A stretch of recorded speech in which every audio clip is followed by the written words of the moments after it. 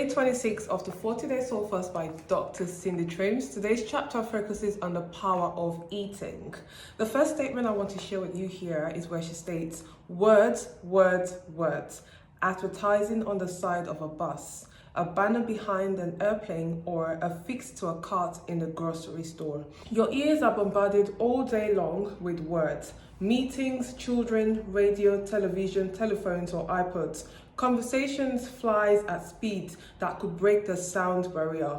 No time to think before you say the next thing, and little time to process the implications and meanings of the words that get deposited in your mind without your permission. However, words you take in subconsciously are no less dangerous in their spiritual power than the ones that you choose to take in. I strongly believe this is such a powerful statement, and the reason why is because I believe that a lot of the times we do not know how much information that we take in actually influences our subconscious a lot. Have you ever not liked a song, right? And maybe you're just hearing it everywhere on TikTok, Instagram, or even when you go out. And then one day out of the blue, you just find that the lyrics of the song comes out of your mouth. How do you think, right, that your mind registered that information? That's because regardless of whether you know it or not, everywhere you go, everything that you hear from people, whatever information that you take in is being registered in your mind, especially when it's being taken in repeatedly and repeatedly. I remember, I think sometime last year when Ozeba came out by Rema, I've not on my own gone to go and listen to the song, you know. And then of course on TikTok, it was very famous on TikTok.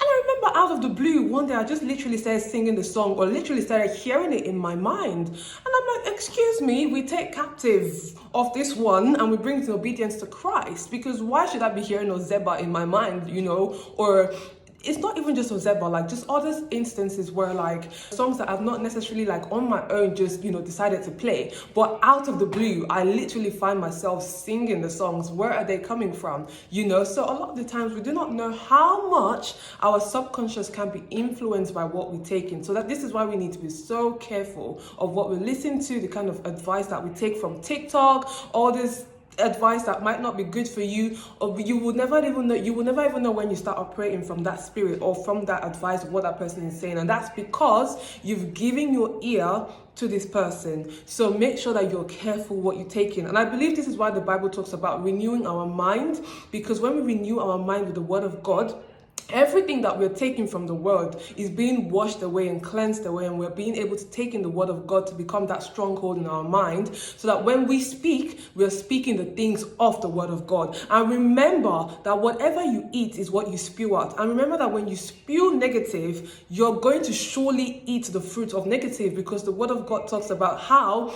life and death comes from the power of the tongue. So be careful what you eat in order to control what you actually release from your mouth, because whatever you say, your words are powerful. So it's better you know that now. She goes on, actually, I feel like I've already gone a bit more into what I'm about to share here, but she goes on here to say that your words frame your world as well. So although admittedly not in the same measure, still with great power and authority for those who work in union with him, and that's with Christ.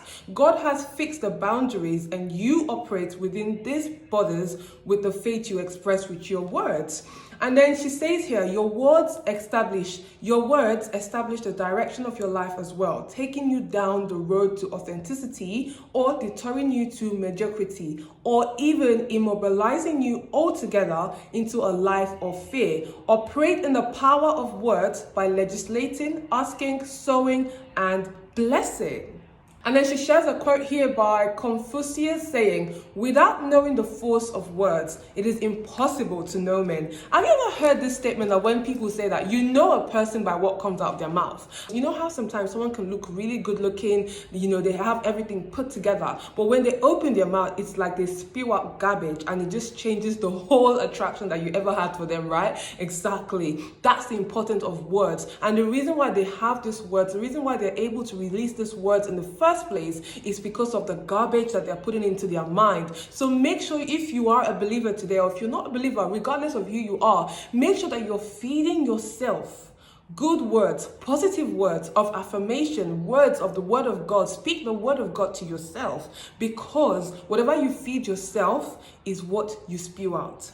Question I actually wanted to leave you with today, and I've answered this question. What are the circumstances in your life that are making you stronger? What is tempering you and testing your integrity? I really want to leave this question with you today, and then leave this last quote shared by Albert Einstein. It says here, try not to become a man of success, but rather try to become a man of value. I feel like this quote says a lot. I don't need to dive into this quote further, but I'll see you in day 27.